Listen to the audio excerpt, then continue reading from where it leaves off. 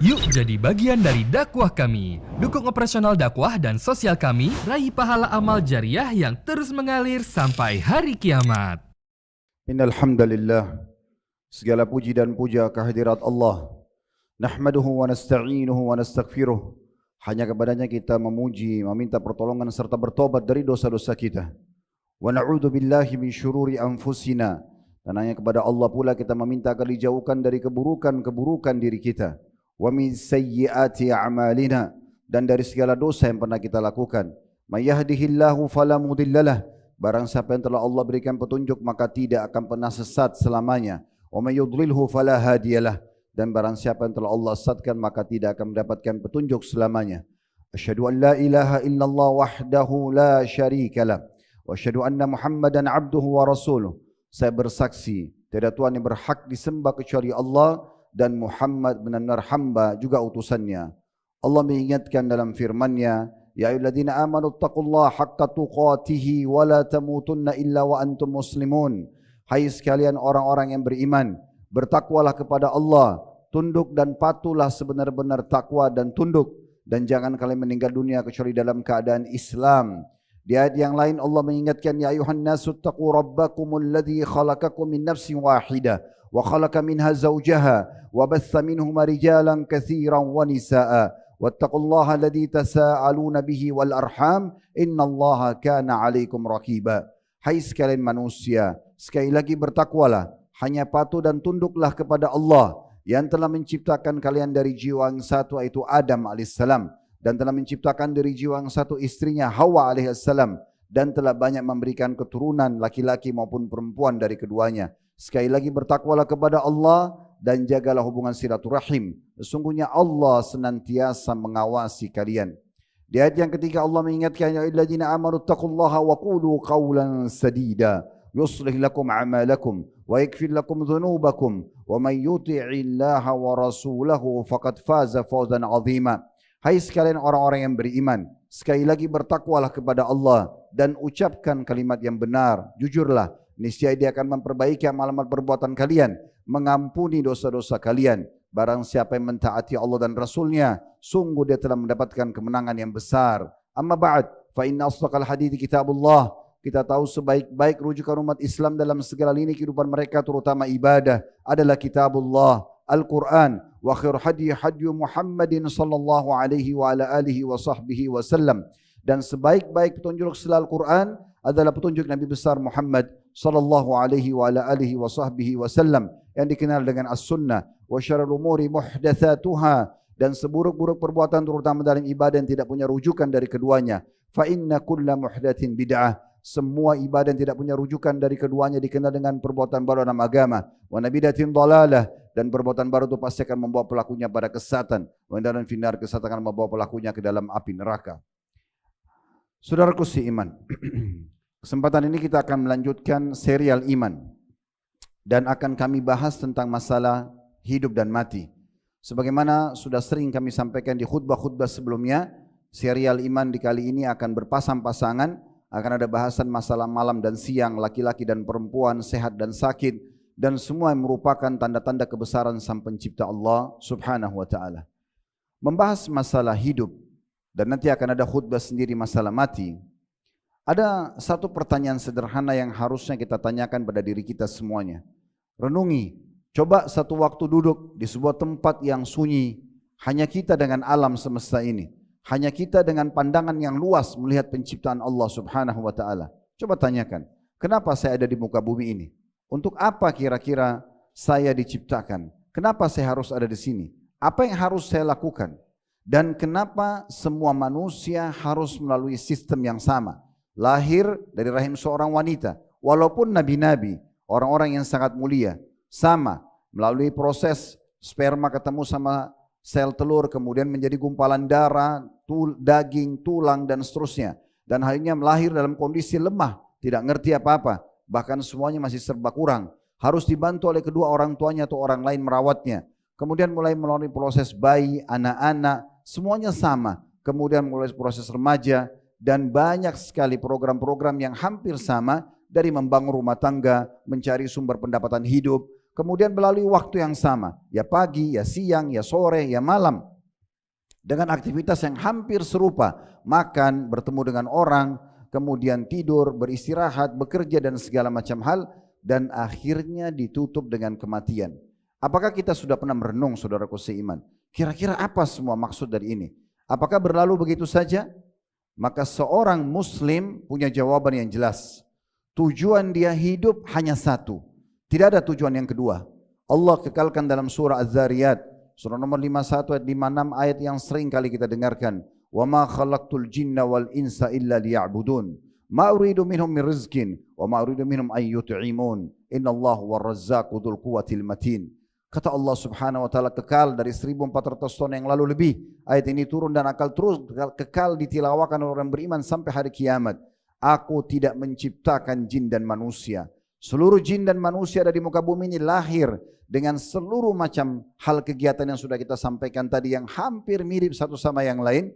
Semuanya hanya untuk mengabdi dan beribadah kepadaku. Aku tidak pernah, kata Allah, menginginkan balasan makanan dari mereka ataupun mereka memberikan rezeki. Sesungguhnya Allah adalah zat yang maha kuat pemberi rezeki yang tidak akan pernah terputus-putus. Iya saudaraku seiman.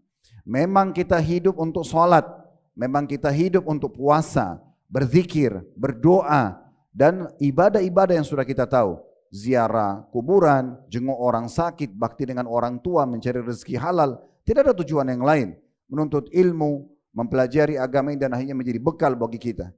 Makanya dalam sebuah hadis yang sahih, disebutkan diriwayatkan oleh Ibnu Majah, Nabi SAW bersabda, Inna dunya mal'unatun wa mal'unun ma fiha illa zikrullah wa ma wala wa alimun wa muta'allim.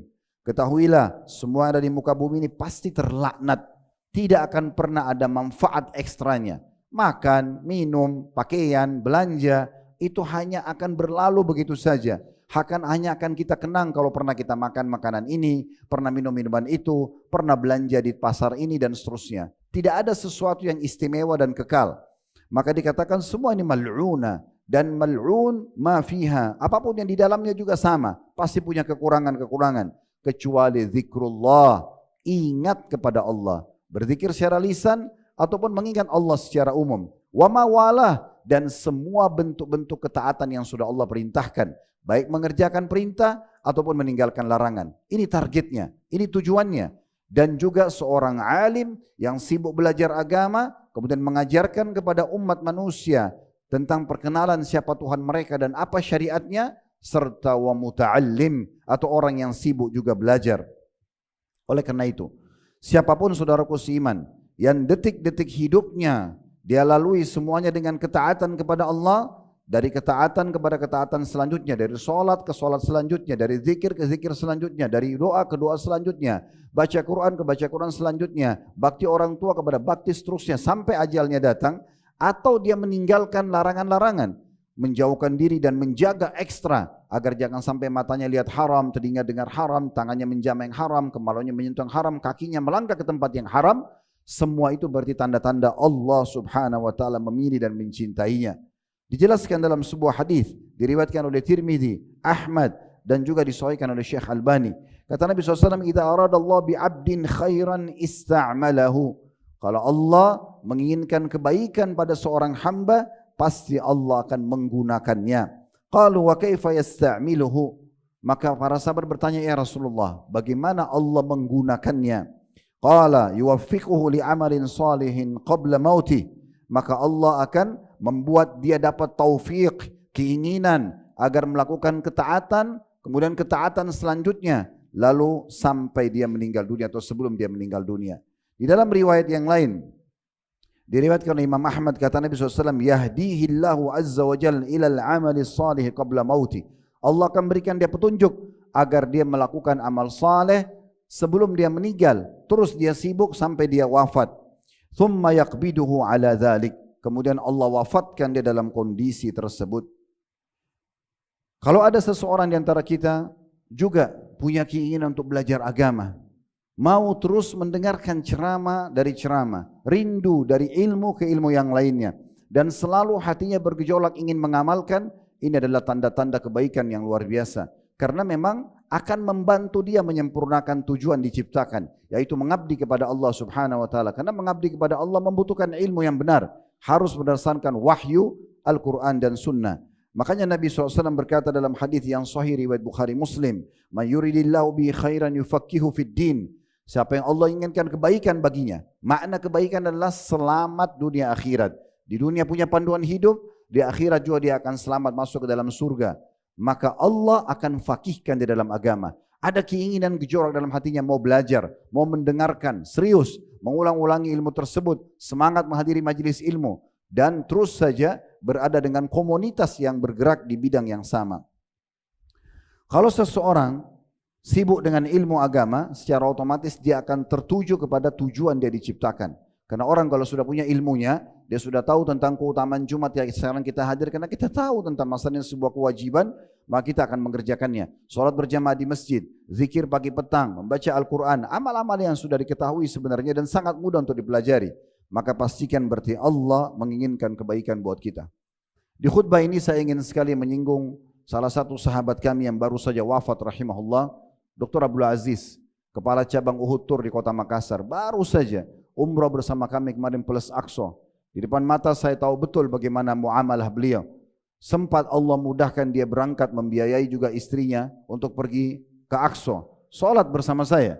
Hampir seluruh salat 5 waktu kami habiskan di Masjid Aqsa. Dengan perjuangan yang luar biasa untuk masuk melalui visa Israel yang sangat sulit, mengeluarkan biaya yang besar. Hotel dari masjid juga cukup jauh. Kita harus jalan kaki setiap saat ke masjid sebelum subuh. Kemudian kita tahajud, sholat subuh, hadir ta'lim yang kami isi sampai terbit matahari. Kita sempat sholat duha, aktivitas sosial. Intinya sampai menyelesaikan program di Aqsa. Kemudian kami menuju ke kota Madinah, juga program padat. Baik City Tour Madinah mempelajari tentang kota Madinah. Kemudian ada ta'lim rutin dan Uhud Tour sudah buat. Kemudian juga sholat di Masjid Nabawi. Setelah itu puncaknya adalah ibadah umrah. Subhanallah, sempat melaksanakan ibadah umrah sampai selesai. Bahkan Uhud Tour sudah saya buatkan program untuk umrahnya mulai sekarang adalah lepas sholat duhur. Yang banyak orang menghindar karena dianggap panas. Tapi ternyata dengan itu alhamdulillah dengan 2 jam saja kita sudah menyelesaikan umrah, membawa ratusan jemaah. Belum masih sempat menunjukkan jamnya sambil mengatakan, Ustaz, tawafnya Masya Allah hanya 40 menit saja. Dan kurang dari 2 jam, kurang lebih kita sudah menyelesaikan semua umrah. Tahallul masih bersama kami. Subhanallah, 1 hari sesudahnya setelah umrah, sempat sholat subuh bersama saya di masjid. Dia tunggu sampai syuruk, pulang sesak nafas, dan kemudian setelahnya wafat tanpa ada ya tanda-tanda sebenarnya yang menunjukkan itu akan wafat. Dan begitulah subhanallah. Saya cuma mengambil sebuah pelajaran penting, bahwasanya Allah mencintai orang ini. Allah memilih dia untuk menutup hidupnya dengan amal-amal saleh dan sebagaimana tadi yang sudah kita sampaikan dalam hadis Nabi SAW. Harusnya kita berpegang pada perkataan Ibnu Mas'ud radhiyallahu anhu. Siapa yang mau ambil pelajaran dari orang yang sudah meninggal dunia. Karena orang-orang sudah meninggal dalam kondisi iman, terbukti mereka ditutup dengan amal-amal saleh. Dan jangan ambil pelajaran dari orang yang masih hidup, yang bisa saja berubah dan bisa saja dia meninggal belum tentu dalam keadaan Islam. Dan beliau maksudnya adalah para sahabat Nabi ridwanullah alaihim dan siapapun yang mengikuti sunnah-sunnah beliau. Dan Imam Ahmad rahimahullah, karena saya tahu Dr. Abdul Aziz sudah pindah dan faham tentang manhaj salaf dan sudah mengikuti sunnah, maka Imam Ahmad mengatakan rahimahullah, siapa yang meninggal di atas sunnah maka meninggallah. Dalam arti kata tidak perlu ada kekhawatiran sama sekali. Sebaliknya, bila Allah Azza wa Jal membenci seorang hamba, maka Allah akan sibukkan dia dengan kemaksiatan. Atau hal yang sia-sia, yang tidak memungkinkan dia sama sekali untuk tergerak agar mau tunduk kepada Allah Subhanahu wa taala. Jangan pernah terpengaruh dengan kondisi orang yang menikmati diskotiknya, mabuk-mabuknya, judinya, perzinahannya. Demi Allah itu adalah kesengsaraan bagi mereka. Itu adalah kesengsaraan. Kalau mungkin ada orang yang dihiasi oleh syaitan seakan-akan melihat mereka menikmati, mereka sama sekali tidak menikmati. Mereka sedang makin jauh dari Allah Subhanahu wa taala. Mereka makin menderita sebenarnya karena musibah yang paling besar dan sebenarnya tanda-tanda azab Allah yang paling berat adalah kalau Allah mengalihkan seorang hamba dari ketaatannya. Dalam sebuah perkataan yang lain dikatakan bahwasanya Hasan Basri berkata, hanu alaihi fa'asu walau azzu alaihi la'asamahum wa idha hana al-abdu 'ala Allah lam yukrimuhu ahad. Artinya, mereka para ahli maksiat sibuk melakukan maksiat tersebut sementara mereka tidak sadar mereka hina di hadapan Allah, sehingga mereka terus bermaksiat atau melanggar peraturan-peraturan yang Allah sudah tentukan. Sekiranya Allah mencintai mereka, maka Allah akan selamatkan mereka dari kemaksiatan tersebut. Dan siapapun yang Allah telah hinakan karena terjebak dalam kemaksiatan, maka tidak akan ada satupun orang yang akan memuliakannya. Semua ahli maksiat pastikan tertutup hidupnya dengan masalah. Meninggal dalam kondisi mabuk, meninggal dalam kondisi berantem, rusak rumah tangganya, orang yang judi akhirnya bunuh diri, dan sekian banyak hal-hal yang tidak asing dalam kisah manusia. Oleh karena itu ini adalah poin penting yang harus kita jadikan sebagai pegangan. Ini sejarah firman-firman Allah Subhanahu wa taala dalam surah Al-Hajj, surah nomor 22 ayat 18, "Wa may yuhinillahu fama lahu min mukrim." Dan siapapun yang telah Allah hinakan, maka tidak akan ada yang bisa memuliakannya. Di dalam perkataan yang lain, Hasan Basri mengatakan, "Alamatu i'radullahi ta'ala 'anil 'abd an yaj'alahu syughlahu fi ma la ya'ni." Ketahuilah, salah satu tanda Allah menjauh dari seorang hamba, Allah benci seorang hamba adalah Allah membuat semua kesibukannya, penghabisan waktu yang sudah Allah kasih terbatas detik demi detik dalam harian hidupnya sampai dia wafat pada hal-hal yang tidak bermanfaat baginya.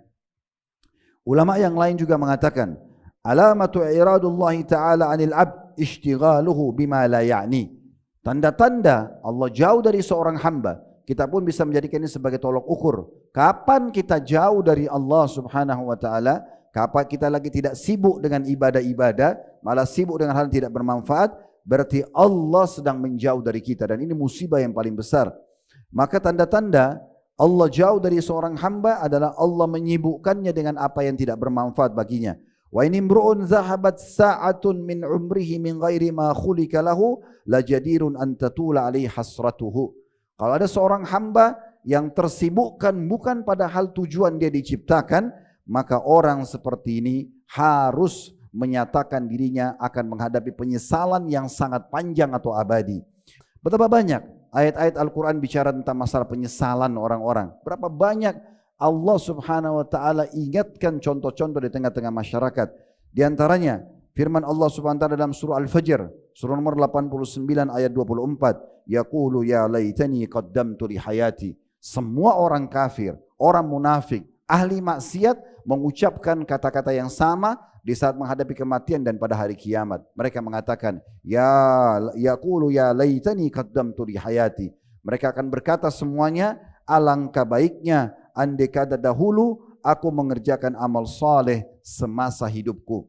Orang-orang beriman saja, kalau seandainya ada yang luput dari dia satu amal sunnah, misalnya sholat tahajud saja, atau zikrullah, atau ibadah-ibadah yang lainnya, maka sudah cukup membuat dia akan menyesal luar biasa. Makanya Abdullah bin Umar radhiyallahu anhu pernah ketinggalan satu kali sholat jamaah, padahal beliau tidak kehilangan waktu sholat, hanya karena betul-betul ada uzurnya, beliau lalu menggantinya dengan sholat malam semalam suntuk. Bagaimana Umar bin Khattab radhiyallahu anhu pernah membeli sebuah kebun kurma yang ranum, kemudian beliau lagi keliling menikmati kebun tersebut, lalu beliau lupa lewat waktu sholat asar di awal waktu. Pada saat beliau keluar ingin mengimami atau ingin sholat berjamaah asar, nanti orang sudah bubar. Maka Umar bin Khattab menjual kebun tersebut, lalu kemudian menyedekahkan hasil daripada kebun tersebut atau uang penjualannya.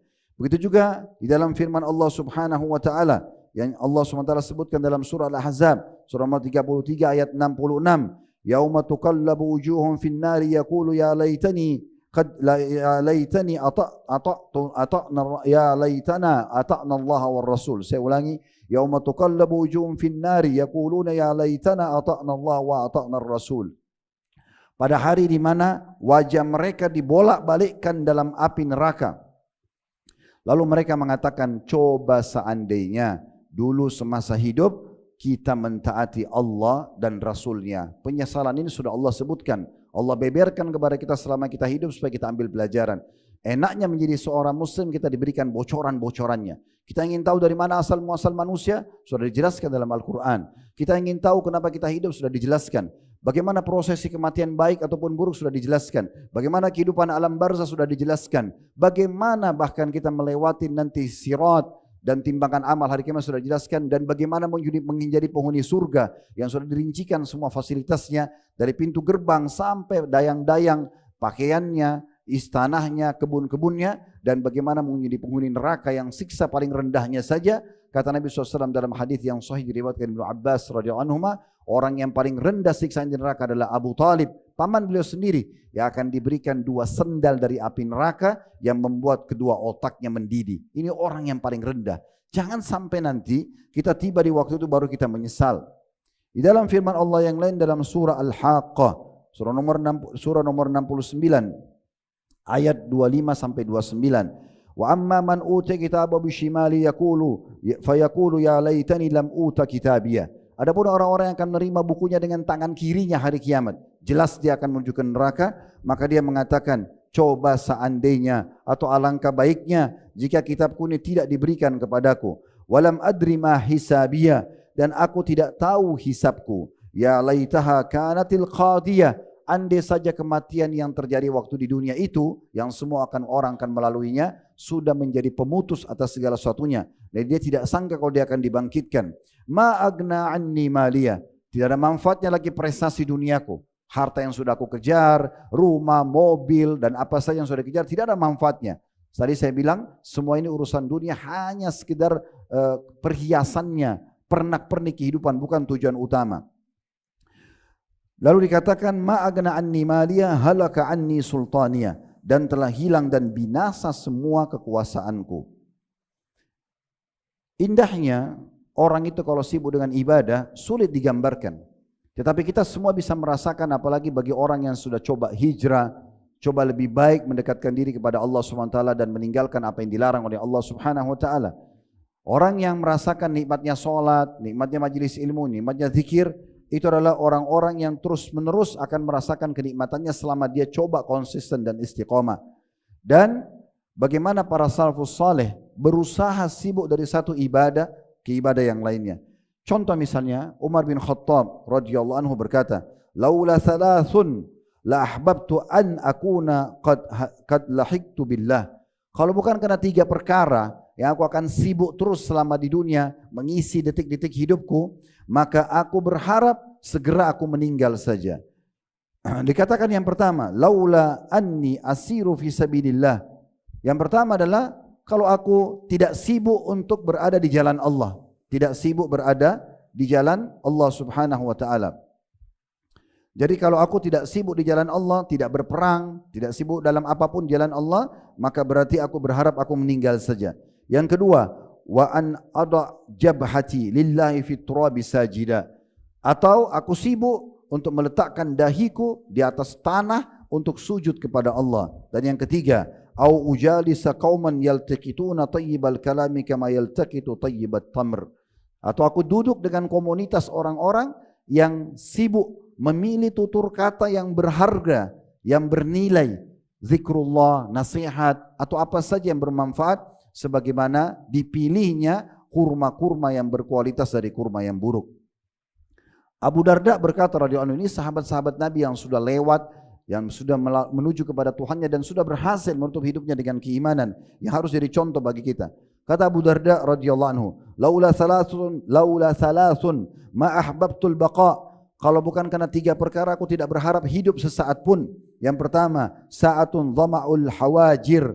Aku berharap bisa menikmati hausnya kerongkongan di saat sedang puasa.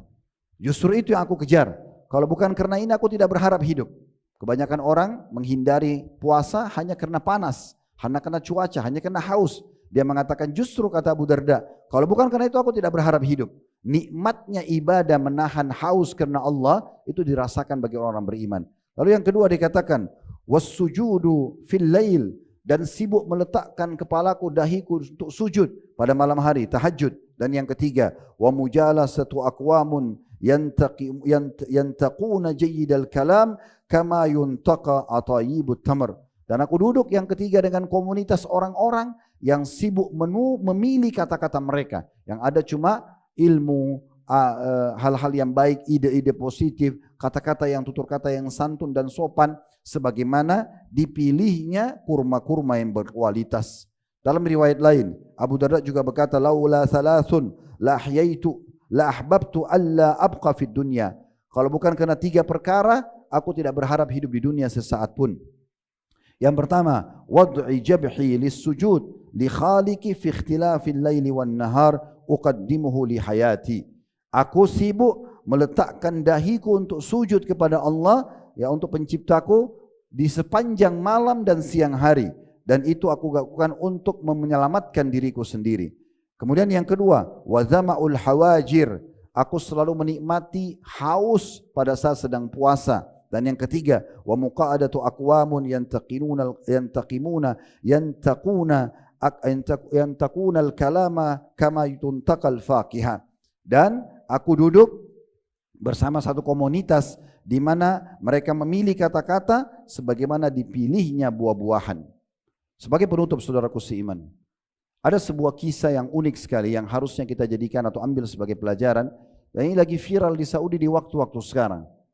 Seorang pangeran yang tidak mau disebutkan namanya dalam kisah, dia mengatakan tentang kisah pribadinya, dan kita ambil pelajaran di sini bagaimana besarnya manfaat kalau seseorang sibuk dengan ibadah, sibuk dengan pendekatan dirinya kepada Allah Subhanahu wa taala dan diikuti dengan penuh keyakinan. Pangeran ini berkata, ada satu pertemuan saya di malam haji di hari Tarwiyah dengan seseorang hamba Allah yang dikenal di langit walaupun dia tidak kenal di dunia. Dia bilang, pada malam Tarwiyah tanggal 8 Zulhijjah, hari pertama haji, saya berada di tenda kerajaan penuh dengan dayang-dayang, penuh dengan segala macam fasilitas. Tapi hati saya tidak tenang, gelisah. Saya ingin keluar dari komunitas ini. Maka saya pun keluar sejenak tanpa ada pengawal. Seorang pangeran biasanya dikawal. Saya cuma membawa handphone saya. Lalu saya jalan keluar dari tenda dan saya naik ke sebuah bukit. Yang bukit itu sangat gelap, tidak ada orang. Karena tenda-tenda biasanya ada lampunya di Mina, dan selain daripada itu bukit-bukit semuanya gelap. Lalu saya naik ke bukit tersebut dan tidak terlalu tinggi, dengan harapan saya coba tenangkan diri saya. Subhanallah, tidak lama kemudian saya melangkah, saya temukan ada seorang kakek tua, umurnya kurang lebih 70 tahun. Sedang duduk di tengah-tengah kegelapan gunung tersebut. Lalu dia mengatakan, apakah kamu yang akan membawakan daging kepadaku? Maka pangeran tersebut mengatakan, saya heran. Lalu saya bertanya padanya, apakah anda pesan daging dari sebuah restoran, pesan makanan? Maka dengan penuh keyakinan, kata pangeran ini, orang tua tersebut mengatakan, saya tidak meminta kepada manusia, tapi saya baru saja minta kepada Allah, Tuhannya seluruh pemilik restoran, untuk membawanya. Maka kata pangeran tersebut, saya heran dengan keyakinan orang ini. Maka saya berkata dalam diri saya akan bawakan dia makanan yang terbaik. Saya lalu telepon pengawal saya di tenda, bawakan makanan yang terbaik, daging yang terbaik. Lalu dibawakanlah ke bukit tersebut, karena tidak jauh dari tenda. Setelah dibawakan, orang tersebut baca bismillah, makan dengan penuh keyakinan bahwasanya itu adalah rezeki dia. Setelah dia kenyang, lalu dia mengatakan, apakah anda mau makan makanan ini? Lalu pangeran tersebut mengatakan tidak. Lalu dia berkata dalam doanya, ya Allah, sesungguhnya engkau telah mengirimkan daging kepadaku sebagaimana aku minta, alhamdulillah, dan benar-benar daging tersebut lezat sekali. Dan sekarang ya Allah, saya ingin sekali teh pakai min, daun min, bahasa Arabnya na'na'. Lalu kata pangeran ini, saya heran, kalau dia minta di tengah-tengah gunung tersebut di kegelapan, ada yang memberikan dia teh dan itu pakai daun min, ini tidak sembarangan. Maka kata pangeran tersebut, saya cuma diam saja. Lalu tiba-tiba dia mengajakku turun di jalan raya, dan lewatlah satu kelompok jemaah haji yang kemungkinan dari penampilan mereka dari negeri Syam. Lalu kemudian orang tua ini mengatakan, ambillah makanan ini, sisa makanan dia, Allah telah memberikan untuk kalian. Maka orang-orang tersebut mengambil dan berterima kasih pada dia, kemudian mereka pergi. Gak lama kemudian, komunitas orang yang tadi yang diberikan daging kembali lalu mengatakan, hai Syekh, Syekh ini orang tua. Orang kalau dikatakan syekh dalam bahasa Arab ada 3 maknanya, bisa orang tua, bisa orang alim, bisa orang kaya. Semua dipanggil syekh kalau di negara Arab. Maka dia mengatakan, hai syekh, sebagai tanda terima kasih karena anda telah memberikan kepada kami daging, maka kami akan memberikan kepada anda teh ini. Maka pangeran ini mengatakan, saya heran karena teh itu didapat dalam seketika sebagaimana daging didapat dalam seketika. Maka orang tua ini masih bertanya, apakah ada daun minnya? Maka orang tersebut, orang dari yang memberikan teh mengatakan tidak ada, tapi kami punya min. Lalu kemudian dia pun pergi ke komunitasnya mengambil min lalu dicampurlah ke teh tersebut. Lalu kemudian orang tua itu mengatakan, berikan juga teman saya ini. Dia tunjuk pangeran tersebut, tapi dia tidak tahu ini seorang pangeran. Berikan juga kepada orang ini karena orang inilah yang telah memberikan daging kepadaku dan kepada kalian. Maka kata pangerannya, demi Allah saya tidak tahu harus mengatakan apa lagi. Saya terima satu gelas teh pakai min tersebut dan demi Allah belum pernah saya rasakan teh min senikmat itu. Lalu setelah itu orang ini pun berdoa lagi kepada Allah. Dia mengatakan, ya Allah saya letih, saya ingin istirahat. Tolong siapkan saya bantal dan tempat tidur karena engkau tahu saya tidak memiliki dan saya tidak bisa tidur kecuali menggunakan bantal tersebut. Maka kata pangerannya, saya heran lagi. Dia tidak bawa apa-apa bekal, cuma betul-betul baju di badannya. Maka tiba-tiba saja di dekat kami ada satu komunitas datang, membawa karpet, membawa bantal, mereka ingin istirahat di malam itu di Mina.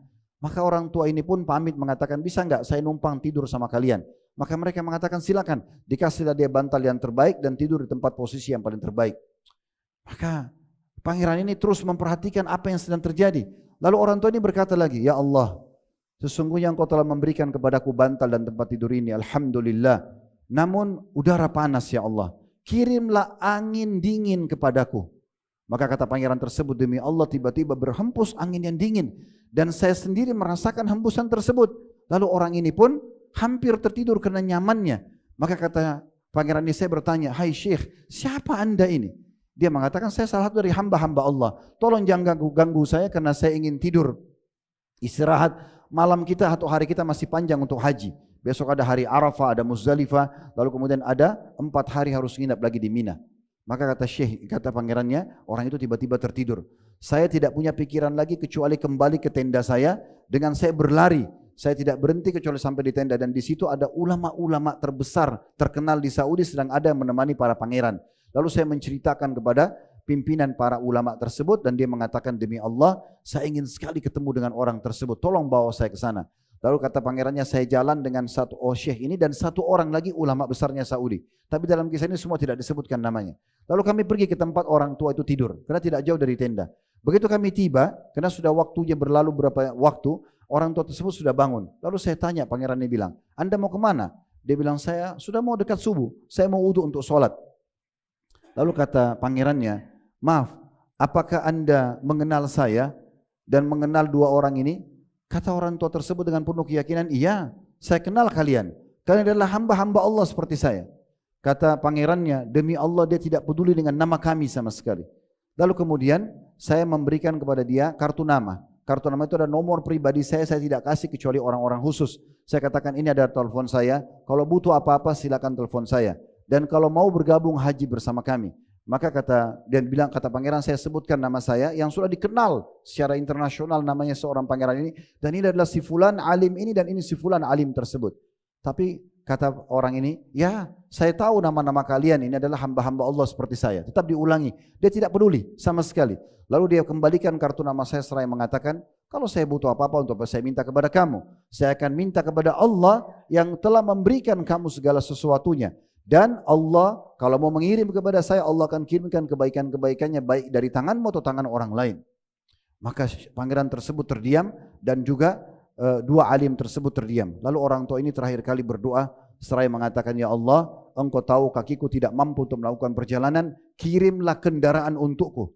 Kata pangeran tersebut, saya terus penasaran mau lihat bagaimana Allah membantunya. Tiba-tiba lewat sebuah mobil yang memang pemerintah Saudi menyiapkan khusus untuk membantu jemaah haji yang tidak mampu jalan. Mobil-mobil yang bagus khusus dibawakan untuk orang-orang tertentu yang dianggap sudah tua dibantu untuk jalan. Maka mobil itu mampir lalu membawanya. Kemudian dia pun pergi dan kami sudah tidak tahu jejaknya. Lalu kemudian syekh atau alim yang sebelahku mengatakan, wahai pangeran, sesungguhnya kita ini hanya dikenal di dunia, tapi tidak dikenal di langit. Tapi Allah baru pertemukan kita dengan orang yang dikenal di langit. Saudaraku seiman, makin dekat hubungan kita sama Allah, makin patuh kepada Allah Subhanahu wa taala, maka makin terbuka semua pintu yang kita butuhkan atau kebutuhan kita di muka bumi ini. Tinggal bagaimana kita yakin atau tidak yakin dan terus menyibukkan dengan amal-amal saleh. Aku qauli hadza, saya sudah mengucapkan perkataan saya ini, wastaghfirullah li wa lakum, dan saya beristighfar kepada Allah, mengajak jamaah istighfar kepada Allah. Fastaghfiruhu innahu al-ghafurur rahim. Istighfarlah kepadanya karena dia Maha Pengampun juga Maha Pengasih. Alhamdulillah wassalatu wassalamu ala Rasulillah Segala puji dan puja kehadirat Allah Subhanahu wa taala, juga salawat dan taslim kepada Nabi besar Muhammad sallallahu alaihi wa ala alihi wa sahbihi wasallam. Sudah cukup banyak pelajaran yang bisa kita ambil dari apa yang kami sampaikan tadi. Semoga Allah Subhanahu wa taala menjadikan kami orang yang pertama melaksanakan, bukan cuma mengucapkan, dan memudahkan untuk semua mengikuti khutbah ini, baik itu offline yang hadir Jumat ini ataupun yang online, untuk bisa juga mengambil pelajaran dan ibrah. Umur kita sangat terbatas, entah berapa lama lagi kita hidup. Umur sebenarnya adalah yang sudah berlalu. Kalau saya sekarang berumur 50 tahun, itulah umur yang sudah berlalu. Allahu a'lam berapa lama lagi kita akan hidup seterusnya. Tapi kematian akan datang sangat cepat, dan dia kalau datang tidak akan memilih siapa kita. Dia akan segera menutup hidup kita. Dan Allah menyebutkan para malaikat dalam firman-Nya, la yafturun, mereka sama sekali tidak akan pernah melalaikan tentang mencabut ruh tersebut. Oleh karena itu kita harus ambil pelajaran dan hati-hati. Cukuplah yang telah berlalu, kalaupun ada kekurangan kita segera sempurnakan, kalau ada dosa segera kita taubat, dan sisa umur kita diisi dengan kebaikan-kebaikan. Kita berdoa kepada Allah Subhanahu wa taala, karena hari Jumat ada waktu yang mustajab, semoga saja Allah terima. Alhamdulillahirabbil alamin. Kami memuji-Mu ya Allah sebagaimana layak Engkau dipuji sebagai pencipta. Kami memuji-Mu ya Allah dengan puji-pujian para malaikat-Mu, puji-pujian pada utusan-Mu, para rasul dan nabi-nabi-Mu, para wali-wali-Mu, dan orang-orang yang telah Engkau pilihkan kepada mereka melalui lisan mereka untuk memuji-Mu. Kami memuji-Mu ya Allah sampai Engkau menerima seluruh amal-amal saleh kami, memaafkan dosa-dosa kami, dan meninggikan derajat kami, serta menyelamatkan kami dari segala mara bahaya. Dan kami mengucapkan salam hormat kami kepada utusan-Mu, Nabi besar Muhammad sallallahu alaihi wa ala alihi wa sahbihi wasallam, sebagaimana Engkau telah perintahkan kami untuk mengucapkan salam hormat tersebut. Ya Allah, kami tidak berkumpul di masjid ini di hari yang mulia ini kecuali dengan izin-Mu. Engkau telah memilih kami untuk bisa mengerjakan ibadah ini. Maka catatkanlah ibadah ini dengan pahala yang sempurna untuk kami. Dan terimalah seluruh amal-amal saleh yang pernah kami kerjakan, wajib ataupun sunnah, kami ikhlas ataupun kurang ikhlas, kami sempurnakan atau kurang sempurna. Dan juga amal-amal yang sedang kami kerjakan, yang sedang kami kerjakan dan yang akan kami kerjakan sampai menjelang ajal datang nanti. Dan ya Allah, semua dosa-dosa yang pernah kami lakukan, kami hamba-Mu yang penuh dengan dosa dan pelanggaran-pelanggaran dan kekurangan, maka maafkanlah dengan izin-Mu. Bahkan kami harap sebagaimana Engkau kekalkan dalam surah Al-Furqan, ulaika alladziina yubaddilullahu sayyi'atihim hasanat. Mereka adalah orang-orang yang telah Allah ganti dosa-dosa mereka menjadi pahala karena taubat nasuhanya. Maka jadikanlah kami hamba-hamba-Mu yang Kau ganti dosa-dosanya menjadi pahala. Ya Allah, sebagaimana Kau hidupkan kami di negeri Indonesia ini, Engkau telah buat langitnya sebagai naungan kami, airnya sebagai penghilang dahaga kami, dan semua nikmat yang Kau tumbuhkan dari makanan, sayur-sayuran, buah-buahan sebagai rezeki kami. Maka jadikan negeri kami makmur, tentram, aman. Jagalah kemerdekaan, persatuan dan kesatuan kami. Berikan petunjuk para pemimpin menjalankan tugas dan amanah dengan baik, serta juga jadikan kami masyarakat yang selalu gotong royong dengan pemerintah untuk menjaga nikmat besar kemerdekaan, persatuan dan kesatuan kami. Dan siapapun menginginkan keburukan bagi negeri kami, bagi agama kami, bagi keluarga kami, bahkan kepada diri kami, maka kembalikan tujuan mereka kepada diri mereka sendiri. Ya Allah, ampunilah seluruh muslimin dan muslimat, mukminin dan mukminat yang hidup dan juga yang sudah meninggal. Tolonglah saudara-saudara kami yang sedang tertindas dimanapun mereka berada, di Palestina, di Sudan, dan di negara-negara manapun yang mereka sedang tertindas. Ikhlaskan niat mereka, terima para syuhada mereka, mulakan Islam di tangan mereka dan tangan kami semua, dan ikut sertakan kami bersama mereka di pahala, baik dengan doa, dengan harta, juga dengan jiwa kami. Dan ya Allah, sebagaimana Kau satukan kami dalam majlis Jumat ini, satukan kami kelak di surga Firdaus-Mu tanpa hisab. Rabbana atina fid dunya hasanah wa fil akhirati hasanah wa qina adzabannar wa adkhilnal jannata ma'al abrar ya azizu ghafar rabbal alamin. Ya Allah, berikan kami semua kebaikan di dunia, semua kebaikan di akhirat. Selamatkan kami dari api neraka dan masukkan kami ke dalam surga bersama dengan orang-orang yang patuh. Wahai Tuhan alam semesta. Wa sallallahu ala nabiyyina wa habibina Muhammadin wa alihi wasallam. Walhamdulillahi rabbil alamin. Inna Allah ya'muru bil adli wal ihsani wa ita'i dzil qurba. Allah selalu menyuruh kita berbuat kebaikan, keadilan dan juga berbuat baik pada sanak kerabat. Wa yanha 'anil fahsya'i wal munkari wal baghi. Dan Allah selalu larang perbuatan keji, perbuatan mungkar dan pembangkangan atau kemaksiatan. Ya'idukum la'allakum tadhakkarun. Dijadikan sebagai prinsip hidup kalian. Fadhkurullahal 'azima yadhkurkum. Ingatlah kepada Allah, Allah akan ingat kepada kalian. Washkuruhu 'ala ni'ami yazidhum. Yazidkum, syukuri nikmat yang dia pasti akan tambah untuk kalian. Waladzikrullahi akbar, mengingat Allah adalah amal yang paling besar. Wa aqimis shalah, dan dirikanlah salat.